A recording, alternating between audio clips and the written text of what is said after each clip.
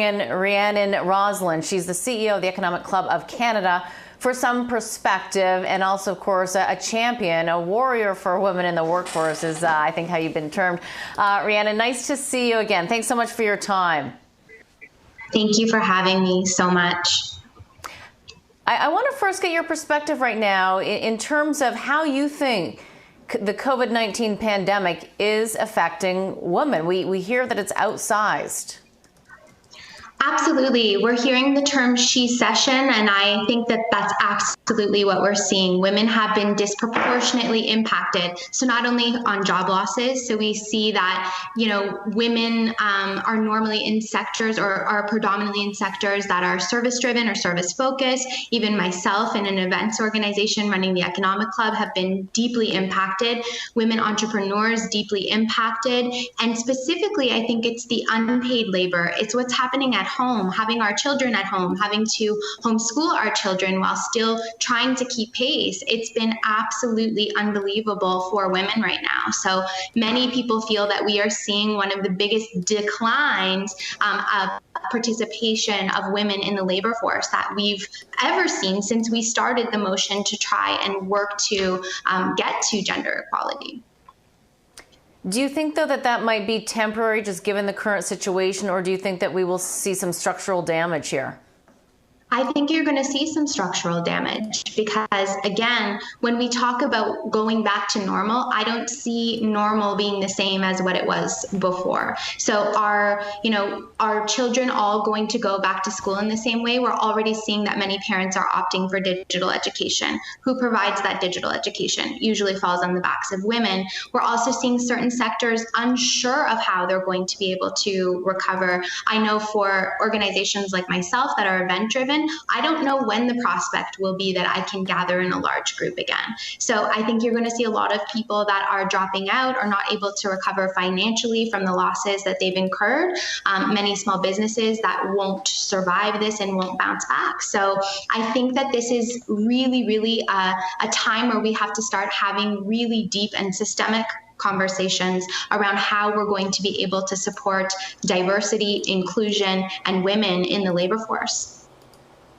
And what do you think some of those solutions will be? I mean, I have been talking to many women about this on air I've been on air nearly 9 years, and then we've not seen much change at all in terms of the positions that women have been able to attain. And then having, worked on Wall Street, there's still far and few representation in terms of getting the VP role, having a long-lasting career on Wall Street. So what do you think some of the areas are that we could actually make some change happen? You say, let's have a deep conversation. We've been conversing. That's my point. We've been conversing for years.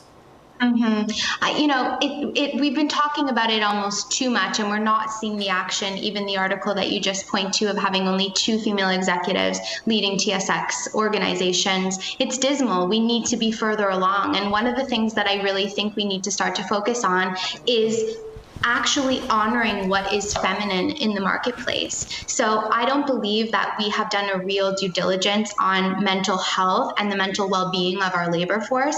I think that, again, women are disproportionately impacted by stressors inside of the home, outside of the home. I know many women who opt out of going down the trajectory of the C-suite because they just don't feel like they can handle that kind of pressure of what they have to do at home and what they have to expected in the office. It's a real trade-off. So how do we create more collaboration within our economy? How are we able to actually advance and honor feminine skills like emotional intelligence, creativity? These are the kinds of changes that I think we need to happen. And we will never get there of feminizing our economy if we don't actually have women in decision-making and leadership roles. So even having a couple of women on a board, if we don't have more board chairs, if we don't have women in the actual decision seats, we can't seed those changes. So I think it's a really interesting time right now where we not just have to talk, but actually have to figure out how to put action in place to bring some of these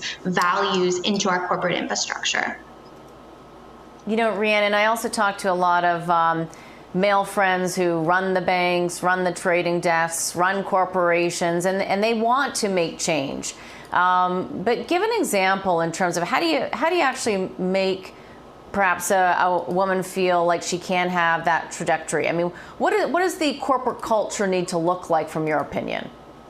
So I've seen over the years that there's been this separation of this idea that you're one self at home and you're one self at work. And we talk about this idea of work-life balance. Now during the pandemic, we talk about the fact that there's no balance, that people are actually living and working all at once. So you're on a call with your executive team and your children are walking literally into the shot and into the screen.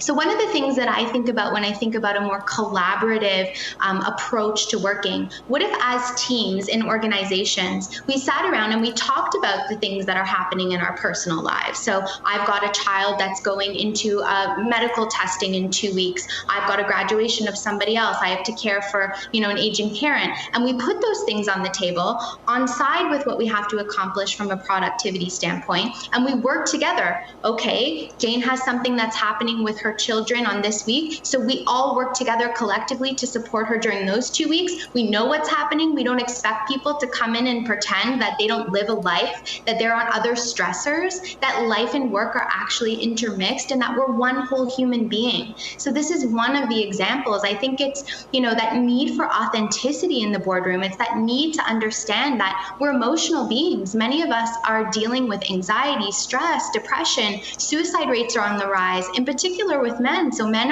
are shouldering and laboring these stresses as well. I think in total, we need to start having more open dialogue around what kind of changes we can make by supporting one another in what's happening in our private lives as well as our, public facing lives. Yeah, fair point. And it does come down, I think, to culture, because you actually form friends within your working group and your life at work, and it does become mixed.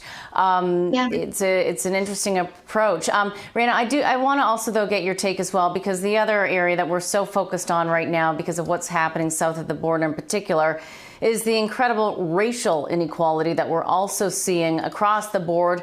I'd like to get it from your perspective on a corporate side. What are you seeing there, and what do you think a solution would be as well?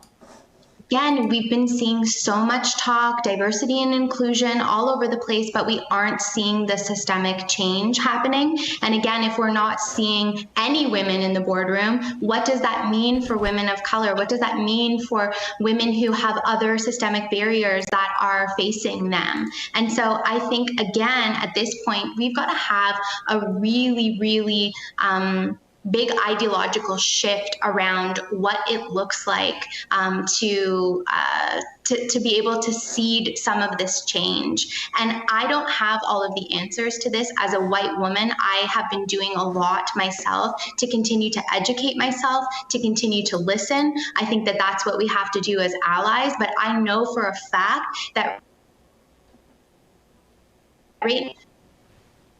predominantly run by white men, we are not going to come to the solution. The solution will require the people that are impacted to be at the table. That's why we continue at the Economic Club of Canada to bring diverse folks together around a table to innovate around policy. The other piece I would say is the social innovation piece. I know that women are more interested in not only profitable business, but also solving social problems, solving community problems.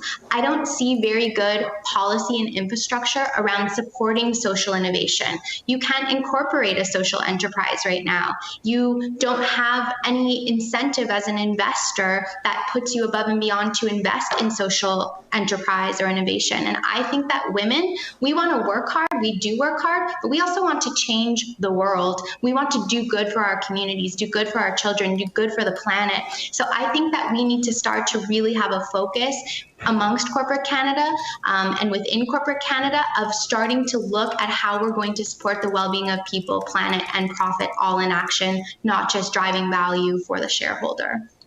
Yeah.